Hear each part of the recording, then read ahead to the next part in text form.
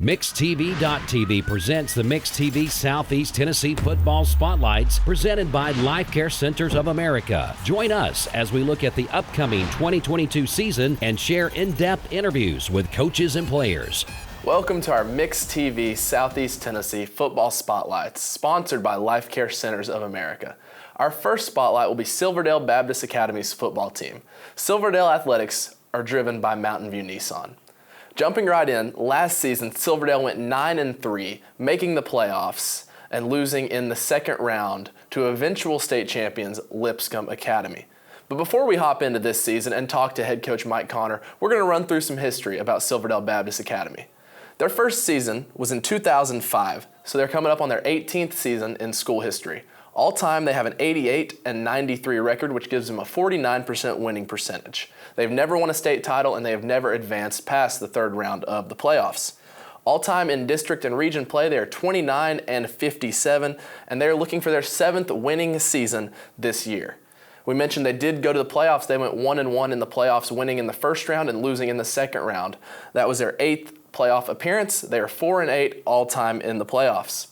Last season, it was a big offensive season for Silverdale, led by Connor DeLashmuth, the running back, who's surpassed over 6,000 all-purpose yards for Silverdale Baptist Academy. Also, Turner Junkins at wide receiver and Brett Rogers at quarterback made that offense click. DeLashmuth is a senior who has graduated and is going on to the University of Tennessee at Chattanooga, but Rogers and Junkins still remain on this loaded offense. Last season, they scored their second most points in school history, scoring 420 points. They opened last season with a 6-game win streak, which is their longest win streak since they won 9 in a row in 2013. Last season, believe it or not, was their first 9-win season ever in school history. They had one season where they won 10 and one where they won 11. Last season were their most district wins in school history, as they went 4-2 in district play. Also, last season I mentioned, they made it to the second round of the playoffs for the 3rd time ever. They are under head coach Mike Connor, who you will hear from later. He is starting his 3rd season. He has a 14-9 record overall. Moving on into their schedule for the upcoming season, they will open against East Ridge, who they beat last year, and they are 1-2 all time against East Ridge. They'll follow that by traveling to Franklin Road Academy, who they beat last year in their first ever meeting against that school. They will then travel to CCS, who they shockingly upset last year to begin their season with, and they are 4-7 all time against CCS. Then they will host Lakeway Christian Academy for the first meeting ever between these two schools. They'll follow that up by playing their rivals Boyd Buchanan at home. They took a win against Boyd Buchanan in a thriller last year. They are 3-10 all time against Boyd. Then they will travel to state champions Donaldson Christian Academy, who they did beat in the regular season last year for their first ever win against that school. They are 1-2 all time. They will also travel to Notre Dame the week after that, who they took a win from last year and are one of the only schools that Silverdale has a winning record against, as they are 3-2 against them. They'll follow that up by hosting Webb, who Silverdale has never beat and was one of their 3 losses last year. Then they will have a bye week, a very late bye week in the season coming on October 14th before they travel to Grace Christian Academy, who they beat last year for their first win against them ever. They are 1-6 all time, and they will close out their season on October 28th hosting the Christian Academy of Knoxville, CAK, who they lost to last year and are 1-4 all time. A lot of buzz around Silverdale. They had a great season last year, high-scoring offense. Head coach Mike Connor has Silverdale doing all the right things, and we are going to send it over to Silverdale to speak with him about his team's success and how they're preparing for this season. We are here at Silverdale Baptist Academy, joined by head football coach Mike Connor. Coach, jumping right in, last season, the school's winningest season since 2013, and your winningest season here. What does a season like that do for just the culture of this program? Well, it brings in a new norm. So, for so long, especially all the kids that were in the program up until last year, they've never experienced that. And so, 9-3, the reason we were 9-3 is because we had 9-3 behavior. So we basically set a standard for a new normal. And so now the challenge is turning the page and saying, okay, 9-3, those behaviors got us that. We want to be better than that. So we got to change our behaviors even more. So talking about some of those guys that have come through this program, Connor DeLashment, among some of the other seniors you lost last year, 5,000 all-purpose yards in his career. What does a player like that do for a program like this through his 4 years here? Yeah, he is actually over 6,000 all-purpose yards. Look, Connor, Clay Connor, Cam Mullins, as well as Turner Junkins. Turner's still with us, but probably won't play as much on offense. That was about 85% of our offense. And so that's the impact that those guys, those seniors that we graduated had on our team. So there's a lot of holes to fill. Yeah.